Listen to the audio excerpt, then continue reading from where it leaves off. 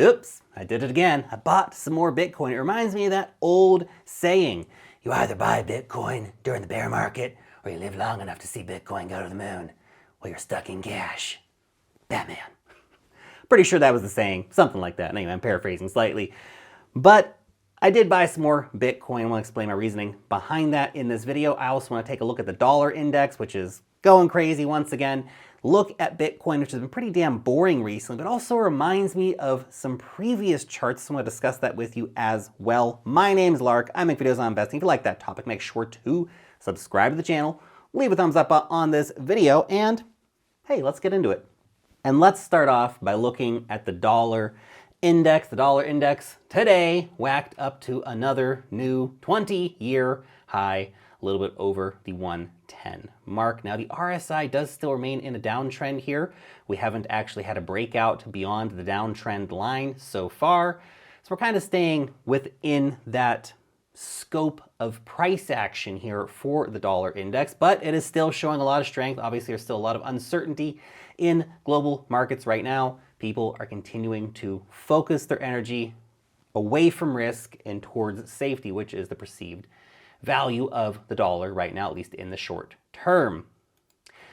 But I did buy some more Bitcoin. Did you? Have you been buying Bitcoin recently? It's under $20,000 at the time of recording this video. Feels like a nice spot to just stack some sats, man. But I got to thinking about it this way. Can Bitcoin still drop down from here? Well, of course it can. Will it? Maybe. How far? Who knows, right? But I think that any Bitcoin purchased now, if we zoom out to 5 years from now or to 2030, there's a good chance that Bitcoin is going to be worth like 10x what it is today. Buying during Bitcoin bear markets has historically worked out pretty damn well. And because I think those chances are good, that is why I am stacking sats throughout the bear market, right? We've been trading under the 200-day simple moving average, for example, for ages now, and I just keep stacking sats during this time. I continue to see the value in it. And look, the markets have been pretty damn boring. Bitcoin's basically been moving sideways for 10 freaking days now, bouncing between $19,500 and $20,500, which is boring price action. The kind of boring price action usually comes before volatility, but we'll discuss that more in a moment. Now, before we get into the charts, just a reminder, if you don't have yourself an account yet on Bybit, you have got to get one for yourself. It is the best place to long and short all of the top coins. You can also benefit from their hugely popular spot markets for trading all kinds of different altcoins.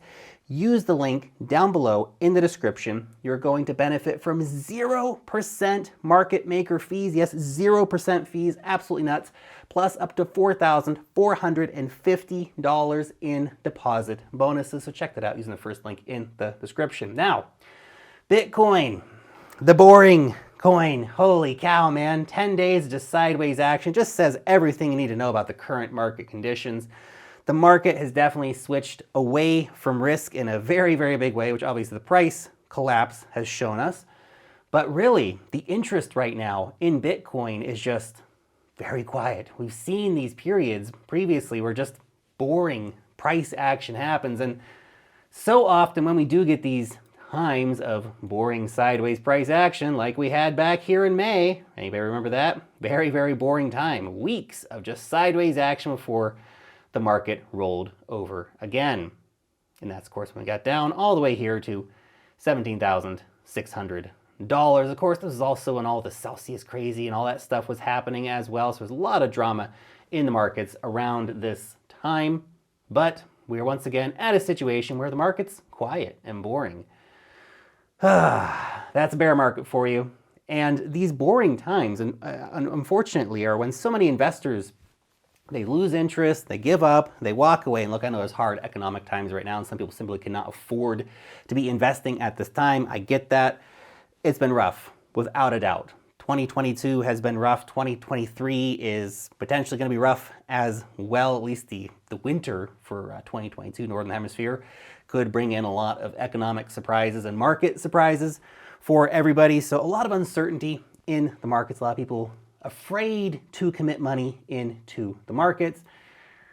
But I keep doing my weekly buy for Bitcoin, thinking long-term, just stacking it up based on the idea that this is going to be worth a lot more in the future than it is right now. Even if we get further downward price action, I'm ready and willing for those situations to be happening. Which is, of course, why I don't go all in, right? I always keep a nice big cash position and diversify it across asset classes.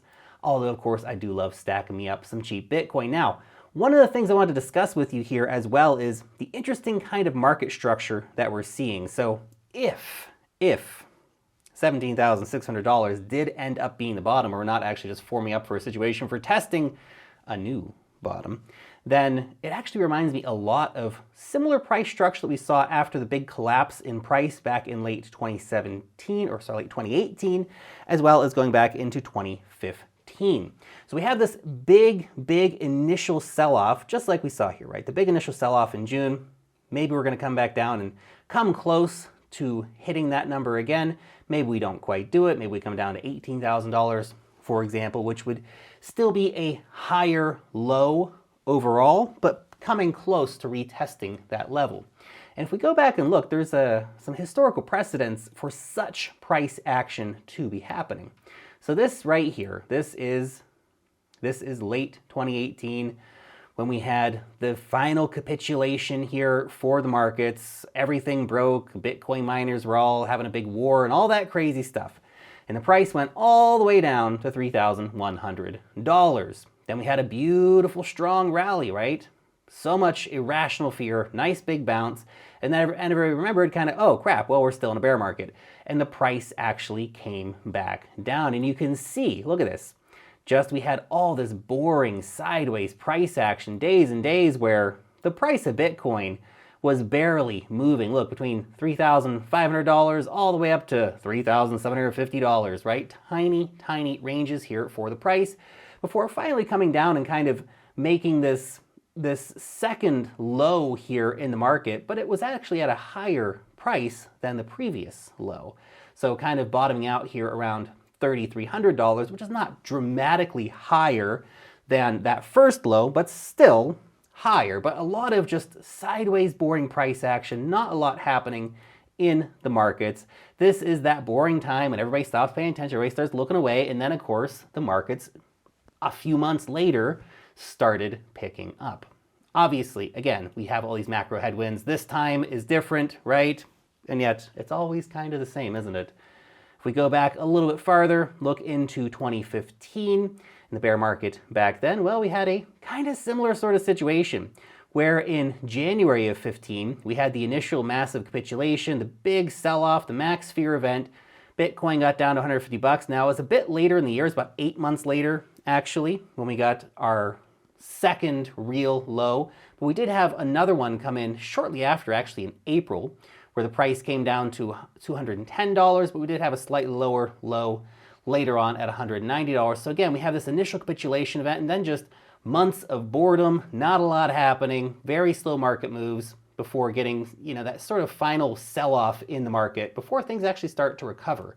A similar thing happened in 2018, as we saw, and perhaps a similar thing is happening right now. It's just a theory, a thought that I wanted to share with you, right? Perhaps we will see that just lots of boringness. And that's almost kind of the max pain scenario for Bitcoin right now, is just boring price action for months on end with, some occasional terrifying drops and some occasional exciting market rallies, but overall, just a lot of meh.